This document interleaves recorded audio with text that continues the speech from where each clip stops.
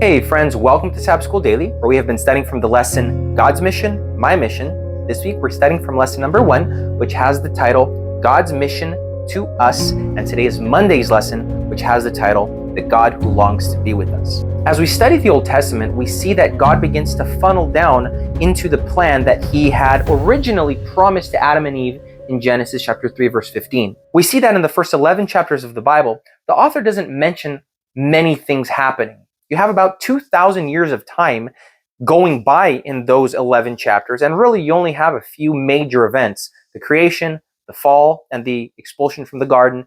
You have the flood, and then you have the Tower of Babel. But when the author arrives in chapter 12 with the story of Abraham, he slows down the story, because you find that from chapter 12 all the way to the end of Genesis, only about 200 years go by. So the question is, why? Why do you have that different pace from chapter 1 through 11 and then chapter 12 all the way up to the end?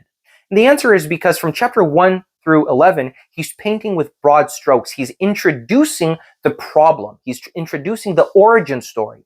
But here in chapter 12, we have the first person that God truly promises a Messiah to, that would come through his family. Of course, he had promised a Messiah through Adam and Eve, right? Chapter 3, verse 15. He demonstrates it in the story of Noah. You see that there was that shining, brilliant hope that one day this mess would be done with.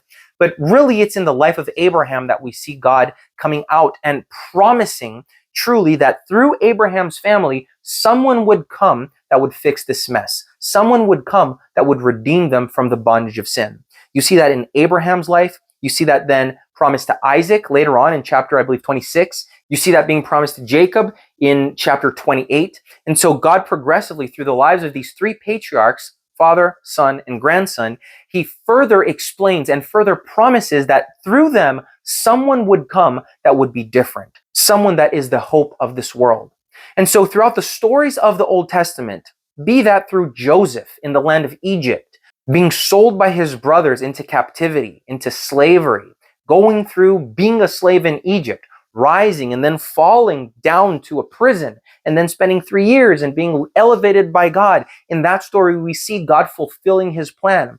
We see that later on with Moses, being born in Egypt as a slave, his mother faithfully putting him in the Nile, and then he's found. We see that God is guiding the story step by step with the children of Israel, with David, with Solomon, with the kings, the good ones, the bad ones. We see that although so many things are happening, with the help of people sometimes, and certainly in spite of certain people at sometimes, you see that God is constantly walking towards the fulfillment of his promise, the fulfillment of his plan. Friends, God is never taken by surprise. God's plans are never thwarted. If there's one attribute of God that is simply incredible, and I believe that drives the devil to madness at no end, is God's providence. Because in strange ways, even horrible events, bad situations can be used as blessings, can be transformed into blessings.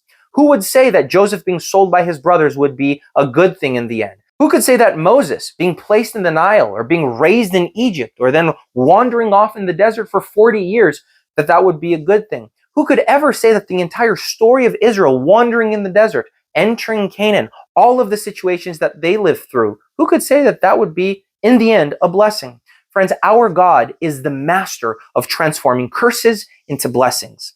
And so as Monday's lesson tells us, this God who longs to be with us, he never abandons his children. The story of the Bible is a demonstration of a God who is always present, who is never farther than a prayer away. We see that again, Joseph, Moses. We see that with Daniel in Babylon. We see that in the life of Jesus. We see that in the life of the apostles of the early church. Friends, God longs to be with us. He longs to be present, and he is never farther than a prayer away.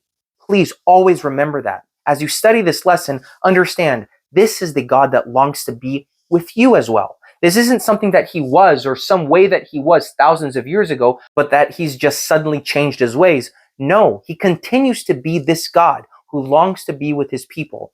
And so open your heart daily. You know, friends, in the heart of every man, woman, and child, there is a throne and there is a cross. And either I crucify that old man and allow Christ to sit on the throne of my heart, or I sit on the throne of my heart and I crucify Christ. My prayer is that you allow this God that longs to be with you to sit in the throne of your life. Crucify that old man, that old woman that would do nothing but harm to you, and allow Jesus to be in control. Study your lesson, learn more, dwell on the word. That will be a blessing to you. Please remember to comment down below. If you have any questions, if you have any doubts, I'd love to interact with you. Also, please remember to like, share, and subscribe to our videos. We release one every day, and I hope to see you again here tomorrow for another Sabbath School Daily.